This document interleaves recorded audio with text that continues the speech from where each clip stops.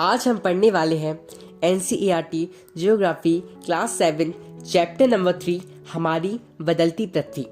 तो आइए शुरू करते हैं। स्थल मंडल अनेक प्लेटों में विभाजित है जिन्हें स्थल मंडलीय प्लेट कहते हैं।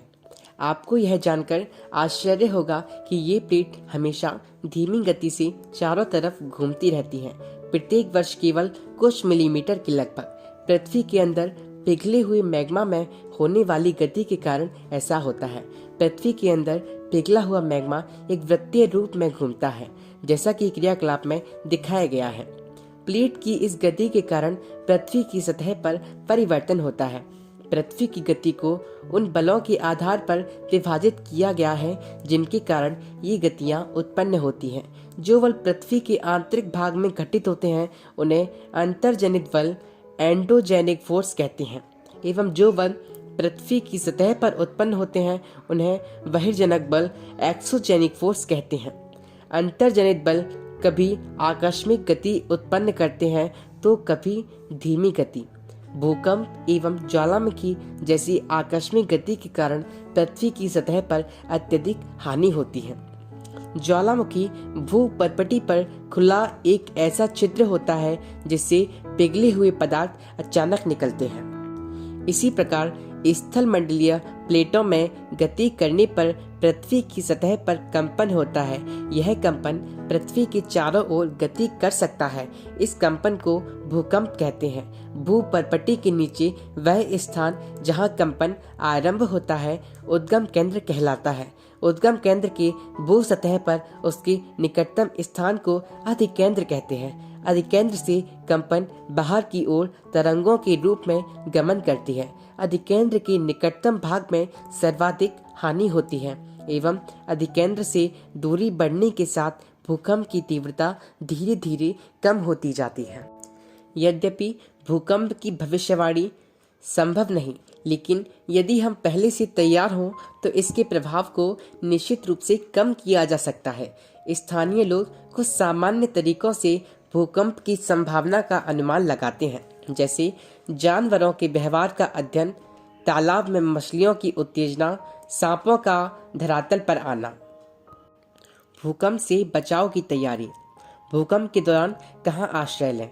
सुरक्षित स्थान रसोई के काउंटर या मेज के नीचे, दीवार के अंदरूनी कोने में इनसे दूर रहें। आग वाले स्थान चिमनी के आसपास तथा टूट सकने वाली खिड़कियों, दर्पण एवं तस्वीर फ्रेम से पहले से तैयार रहें। अपने दोस्तों एवं पारिवारिक सदस्यों के बीच जागरूकता फैलाएं एवं आपदा का सामना विश्वास से करें। मुख्य स्थलाकृतियाँ। अपक्षय एवं अपर्दन नामक दो प्रक्रमों द्वारा दृश्य भूमि लगातार विघटित होती रहती है।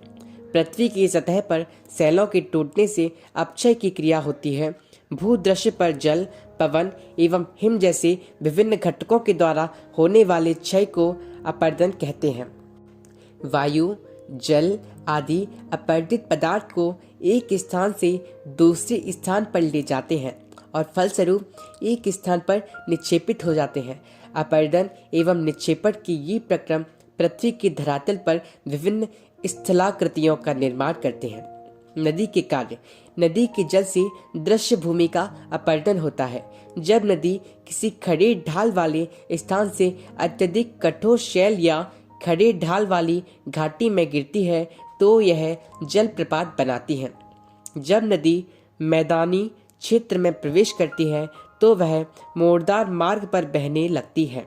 नदी के इन्हीं बड़े मोड़ों को विसर्प कहते हैं। इसके बाद विसर्पों के किनारों पर लगातार अपर्दन एवं निक्षेपण शुरू हो जाता है। विसर्प लूप के सिरे निकट आते जाते हैं। समय के साथ विसर्प लूप नदी से कट जाते हैं और एक अलग झील बनाते हैं जिसे चाप झील भी कहते हैं। कभी कभी नदी अपनी तटों से बाहर बहने लगती है। फलस्वरूप निकटवर्ती क्षेत्रों में बाढ़ आ जाती है। बाढ़ के कारण नदी के तटों के निकटवर्ती क्षेत्रों में महीन मिट्टी एवं अन्य पदार्थों का निक्षेपण करती है। ऐसी मिट्टी एवं पदार्थों को अवसाद कहते हैं।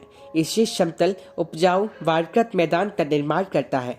नदी के उत्थित तटों को तटबंध कहते हैं। समुद्र तक पहुँचते पहुँचते नदी का प्रवाह धीमा हो जाता है तथा नदी अनेक धाराओं में विभाजित हो जाती है, जिनको वितरिका कहा जाता है। यहाँ नदी इतनी धीमी हो जाती है कि यह अपने साथ लाए मलबे का निक्षेपण करने लगती है। प्रत्येक वितरिका अपने मुहाने का निर्माण करती है। सभी मुहानों के अपसादों के संग्रह से डेल्टा का निर्माण होता है। समुद्री तरंग के कारण समुद्री तरंग के अपर्दन एवं निक्षेपण तटीय स्थलाकृतियों बनाते हैं।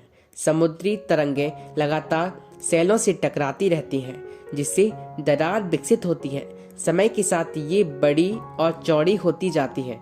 इनको समुद्री गुफा कहते हैं। इन गुफाओं के बड़े होते जाने पर इनमें केवल छत ही बचती है, जिससे तटीय मेहराब बनते हैं। लगातार अपर्दन छत को भी तोड़ देता है और केवल दीवारें बचती हैं। दीवार जैसी इन आकृतियों को स्टैक कहते हैं। समुद्री जल के ऊपर लगभग ऊर्ध्वाधर उठे हुए ऊंचे सैलीय तटों को समुद्र भृगु कहते हैं। समुद्री तरंगें किनारों पर अपसाद जमाकर समुद्री पुलिन का निर्माण करती हैं। हिमनद के कार्य। हिमनद अथवा हिमानी बर्फ की नदियां होती हैं। हिमनद अपने नीचे की कठोर चट्टानों से गोलाश्मी मिट्टी और पत्थरों को अपरदित कर देती हैं और गोलाश्मी मिट्टी एवं पत्थरों से भूदृश्य का अपर्दन करती हैं। हिमनद गहरे गर्तों का निर्माण करते हैं। पर्वतीय क्षेत्र में बर्फ पिघलने से उन गर्तों में जल भर जाता है और वे सुंदर झील बन जाते हैं। हिमनद के द्वारा लाए गए पदार्थ जैसे छोटे बड़े शैल, रेत एवं तलछट मिट्टी निक्षेपित हो जाती है। ये निक्षेप हिमनद हिमोट का निर्माण करते हैं। पवन के कार्य। क्या आपने कभी रेगिस्तान देखा है? बालू डिब्बे के कुछ चित्र एकत्र करने का प्रयास कीजिए। रेगिस्तान में पवन अपर्दन एवं निक्षेपण का प्रमुख कारक है। रेगिस्तान में आप छत्रक के आकार के सेल देख सकते हैं, जिन्हें सामान्यतः छत्रक सेल कहते हैं। पवन शैल के ऊपरी भाग की अपेक्षा निचले भाग को आसानी से काटती है, इसलिए ऐसी सेल के आधार संकीर्ण एवं शीर्ष विस्तृत होते हैं। पवन चलने पर यह अपने साथ रेत को एक स्थान से दूसरे स्थान पर पहुंचाती है। जब पवन का बहाव रुकता है तो यह रेत गिरकर छोटी पहाड़ी बनाती है। इनको बालू टिब्बा कहते हैं। जब बालूकण महीन एवं हल्के होते हैं तो वायु उनको उठाकर अत्यधिक दूर ले जा सकती है। जब ये बालूकण विस्तृत क्षेत्र में निक्षेपित हो जाते हैं तो इसे लोएस कहते हैं। चीन में विशाल लोएस निक्षेप पाए जाते हैं। क्या आप जानते हैं भूकंपीय तरंगें 3 प्रकार की होती हैं? पी तरंगे अथवा अनुदैर्घ्य तरंगे, एस तरंगे अथवा अनुप्रस्थ तरंगे, एल तरंगे अथवा पृष्ठीय तरंगे। इन तरंगों के गुणधर्म विश्वकोश से ज्ञात करने का प्रयास कीजिए। क्या आप जानते हैं भूकंप का मापन एक यंत्र से किया जाता है जिसे भूकंप लेखी कहते हैं। भूकंप की तीव्रता रिक्टर स्केल पर मापी जाती है। जिस भूकंप की तीव्रता 2.0 अथवा उससे कम होती है उसका प्रभाव नहीं के बराबर होती है। जिस भूकंप की तीव्रता 5.0 होती है वह वस्तुओं के गिरने से क्षति पहुंचा सकता है। जिस भूकंप की तीव्रता 6.0 अथवा उससे अधिक होती है वह बहुत शक्तिशाली और जिसकी तीव्रता 7.0 अथवा अधिक होती है वह सर्वाधिक शक्तिशाली समझा जाता है। विश्व में हजारों छोटे छोटे जलप्रपात हैं। सबसे ऊंचा जलप्रपात दक्षिण अमेरिका के वेनेजुएला का एंजेल जलप्रपात है।